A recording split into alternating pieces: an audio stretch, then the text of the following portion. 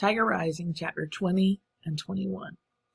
The last thing Beauchamp said to him was, "Don't forget now, this is our business still. It don't concern nobody else. You take that bag of meat and hide it somewhere, and I'll bring you more meat tomorrow. In the meantime, you keep your mouth shut." At 3 o'clock, the school bus pulled up, belching and gasping and sighing. Norton and Billy Three-Monger started pelting Rob with date palms before the bus even came to a complete stop. The bus door opened and Sistine came running toward him, dodging the dates, looking as serious as a soldier on a battlefield. "Let's go see the tiger," she shouted to him. Rob was dismayed that she was still wearing his shirt and jeans. "Where's your dress?" he blurted. "In here," she said. She held up the same grocery bag he had given her the night before. "I changed as soon as I got out of the house. My mother doesn't know. I found a book in the library today and read about big cats. Do you know that panthers live in the woods here? We could set the tiger free and he could live with them. Come on," she said, and she started to run. Rob ran too, but the keys to the cage felt heavy in his pocket and they bumped against his leg and slowed him down so that Sistine beat him there. When he arrived, she was standing, pressed up against the fence, her fingers wrapped in the chain links. "Tigers are an endangered species, you know," she said. "It's up to us to save him." "Watch out he don't attack you," Rob said. "He won't. Tigers don't attack people unless they're desperately hungry." "Well, this one ain't hungry." "How do you know?" Sistine asked, turning around to look at him. "Well," said Rob, he ain't skinny, is he? He don't look starved." Sistine stared at him hard. Rob opened his mouth and let the word fall out. "Keys," he said. Every secret, magic word he had ever known, tiger and cancer and Caroline, every word in his suitcase, seemed to fall out of him when he stood before Sistine. "What?" she said. "Keys," he said again. He cleared his throat. "I got the keys to the cage." "How?" "Beecham," he told her. "He hired me to feed his tiger and he gave me the keys." "All right," said Sistine. "Now all we have to do is open the locks and let him go." "No," said Rob. "Are you crazy?" she asked him. "It ain't safe. It ain't safe for him. My friend Willa May, she had a bird and let it go and it just got ate up." "You're not making any sense," she told him. "This is a tiger. A tiger, not a bird, and I don't know who Willa May is and I don't care. You can't stop me from letting this tiger go. I'll do it without the keys. I'll saw the locks off myself." "Don't," said Rob. "Don't," she mocked back, and then she spun around and grabbed hold of the cage and shook it, the same way Beauchamp had earlier that day. "I hate this place," she said. "I can't wait for my dad to come and get me. When he gets here, I'm going to make him come out here and set this tiger free. That's the first thing we'll do." She shook the cage harder. "I'll get you out of here," she said to the pacing tiger. "I promise." She rattled the cage as if she were the one who was locked up. The tiger paced back and forth without stopping. "Don't," said Rob. But she didn't stop. She shook the cage and beat her head against the chain link, and then he heard her gasp. He was afraid maybe she was choking. He went and stood next to her, and he saw that she was crying. Crying? Sistine? He stood beside her, terrified and amazed. When his mother was alive, when he still cried about things, she had been the one who comforted him. She would cup her hand around the back of his neck and say to him, "You go on and cry. I got you. I got good hold of you." Before Rob could think whether it was right or whether it was wrong, he reached out and put his palm of his hand on Sistine's neck.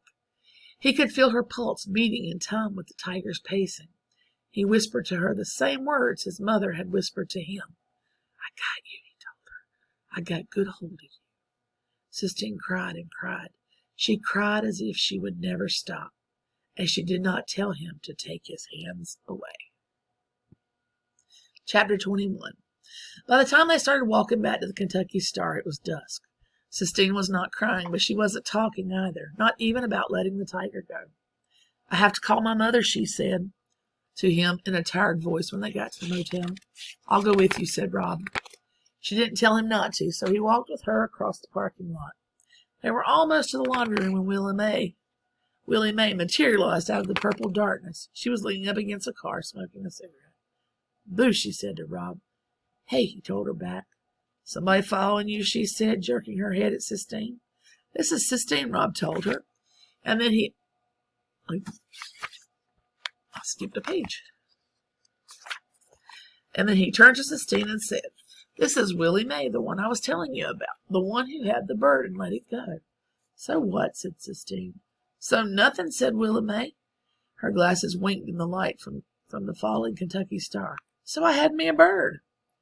Why are you hanging around the parking lot trying to scare people? Sistine asked, her voice hard and mean. I ain't trying to scare people, said Willie May. Willie May works here, said Rob. That's right, said Willie May. She reached into the front pocket of her dress and pulled out a package of 8-ball gum. You know what? She said to Sistine. I know you. You got all the anger in the world inside you. I know angry when I meet it. Been angry most of my life. I'm not angry, Sistine snapped. All right, said Willie May. She opened the package of 8-ball. You an angry liar, then. Here you go. She held out a stick of gum to Sistine. Sistine stared at it for a long minute. Sistine stared a long minute at Willie May, and Willie May stared back. The last light of dusk disappeared and the darkness moved in. Rob held his breath. He wanted desperately for the two of them to like each other. When Sistine finally reached out and took the gun from Willie May, he let his breath go in a quiet Willie May nodded at Sistine, and then she extended the pack to Rob. He took a piece and put it in his pocket for later.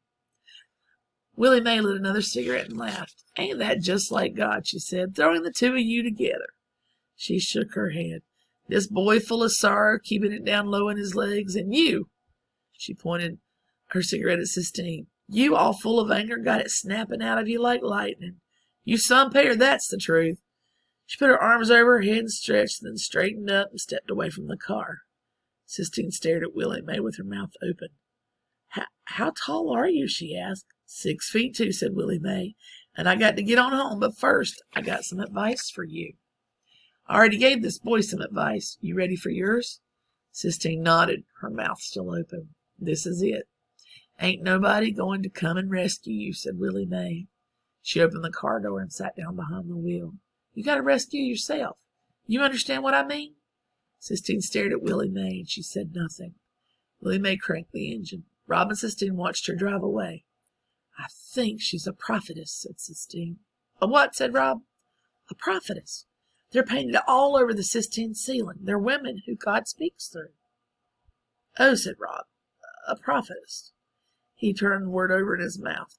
Prophetess, he said again. He nodded. That sounded right. If God was going to talk through somebody, it made sense to Rob that he would pick Willie May.